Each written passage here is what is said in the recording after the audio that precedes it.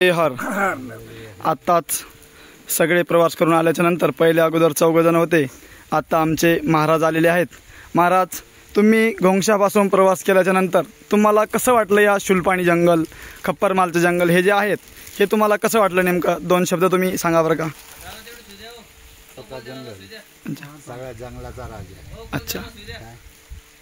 आणि दमलेट, बोरखेडी, कुली सगळ्या डोंगरापेक्षा खप्परमाल पहा आता अति भयंकर आहे। अच्छा। ज्याला जी चढता येईल त्याची मैयाची कृपा होते। 2 रस्ते, 1-2 किलोमीटर आहे, तो अति माणसाला चढता सुद्धा येत नाही असा एक नुसता एका पावलाचा रस्ता आहे। त्या पावलाने आम्ही प्रथमच आलो। ती प्रथमच परिक्रमा असल्या कारणाने आम्हाला भयंकर असा पहाड या ठिकाणी लागला। वर चढून आल्यानंतर आनंदही वाटला की आपल्यासारख्या या वह्यात सुद्धा आपण पहाड चढू शकतो। याच्यापेक्षा आपली असणारी आणखी बरीच उर्मी नर्मदा मातेने आम्हाला या ठिकाणी दिली। ती उर्मी आम्हाला आमचा जीवनातला नर्मदा मातेचा असणारा हा प्रथम अनुभव आहे। या अनुभवातून शिकण्याजोगता आहे की असणारी संताची देवाची कृपा जर झाली, मैयाची जर कृपा झाली तर मुंगी मीरू वलांडी म्हणजे मुंगी सुद्धा असणारी मीरू वलांडू शकते। ही शक्ती किती पैसे दिले असते तरी कोणीच या पहाडावर चढू शकत नाही असा तो पहाड आहे। तरीही असणाऱ्या त्या नर्मदा मातेच्या कृपेने आम्ही तो पहाड चढून आलो आणि आनंद झाला की आमच्यासारखा सुद्धा या वह्यामध्ये असणारा हा पहाड चढू शकतो। याच्यासारखा आनंद या परिक्रमेमधला आहे। हा अनुभव मी तुम्हाला सांगू शकतो। अच्छा। नर्मदे हर, तुम्ही काय सांगू शकता? तुम्ही पवार साहेब सांगा ना।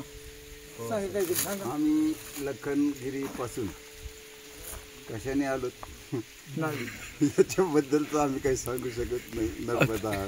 अच्छा। जंगल किती पास केलं, काळूरामच्या आश्रमावर आल्यावर आम्हाला समाधान वाटलं। त्याच्यानंतर आम्ही पै उतरल्यावर ज्या टायमाला खापरमलचा आम्ही पाठ चढला त्या टायमाला आम्हाला समाधान वाटलं, काही केलेली चूक आमची दुरुस्त झाली। नर्मदा नर्मदे हर। चला मग हे सगळे ग्रुप आहेत बघा, सगळ्यांचा ग्रुप आहे, सगळे हसून खेळून आनंदी मस्त मैयाची परिक्रमा करत आहे। विशेष म्हटलं म्हणजे 2 जण खप्परमाल या डोंगरावरती मुक्कामी होते या आश्रमामध्ये आणि काही जण काळूराम आश्रमात होते, तर काही जण बाबरी त्या ठिकाणी मुक्कामी होते। पण खप्परमालचे जे 2 जण होते ते 2 जण पाठीमागचे सर्वजण एकत्र येईपर्यंत हे सर्वजण तिथं खप्परमालला थांबलेले होते आणि पाठीमागचे आल्याच्या नंतर परत ते एकत्रित आले आणि सोबत जेवण केले आणि नंतर एकमेकाच्या भेटीगाठी झाल्या। सुरुवातीला ओंकारेश्वरपासून सोबत होते पण मध्यंतरी 1-2 दिवस त्यांची ताटातूट झाली होती, नंतर परत ते एकमेकांना भेटले आणि आता इथं खप्परमालचा डोंगर ते उतरलेले आहेत। हे बघा, या जंगलातून त्यांनी सर्वांनी प्रवास केलेला आहे, पण एकूण रोडचा सुद्धा रस्ता आहे। आता इथून पुढचा जो प्रवास आहे ते या रोडने करणार आहेत आणि हे बघा, हे सगळे विश्रांतीसाठी बसलेले आहेत। नर्मदे हार। हे आमचे पवार साहेब आहेत टोपी घातलेले। नर्मदे हर, नर्मदे हर, नर्मदे हर। या ठिकाणी परिक्रमावासी चालत आहेत। नर्मदे हर। बघा, खप्परमालचा पहाड उतरत असताना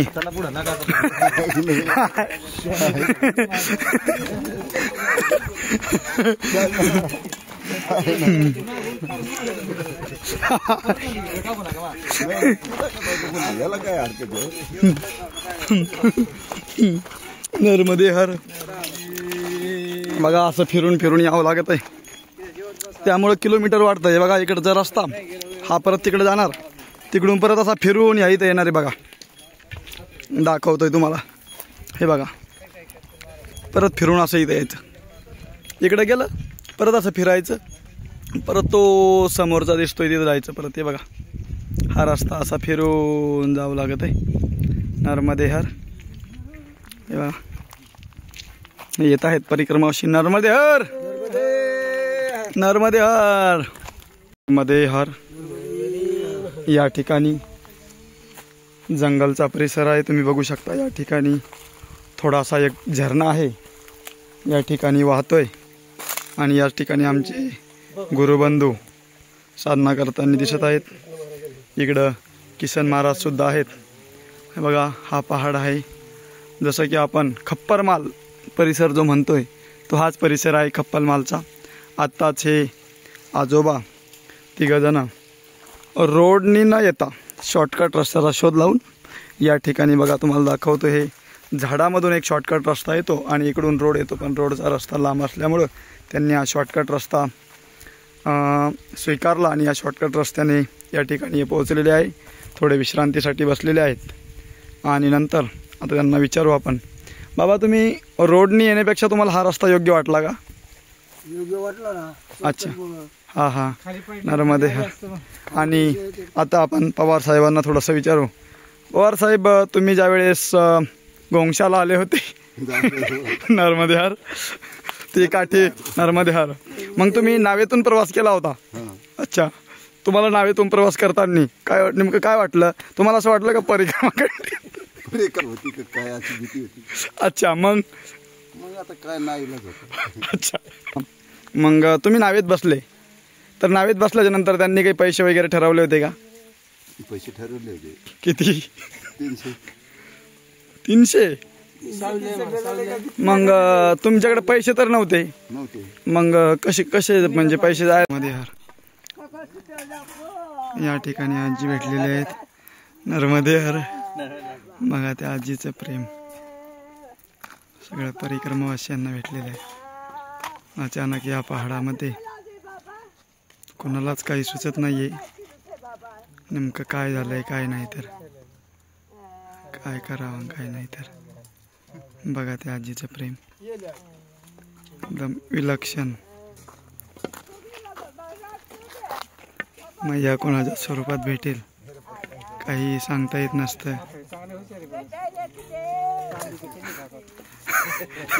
नर्मदेहर नर्मदेहर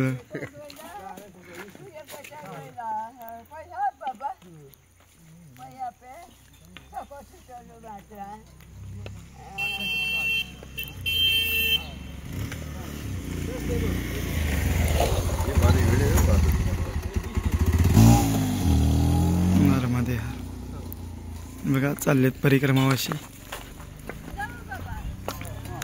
नर्मदेहर हा जंगलाचा परिसर आहे. इथे एक छोटीशी नदी वाहत आहेत आणि हे बघा इकडं सगळं जंगल पहाडी परिसर आहेत. Not of coverage area. नर्मदेहर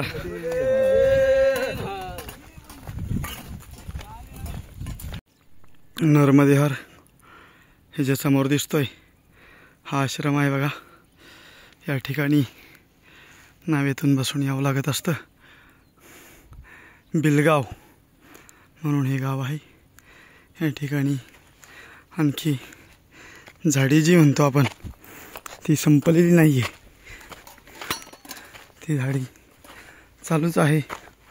आणि बिलगाव इकडं मैयाचं पाणी आलेलं आहे.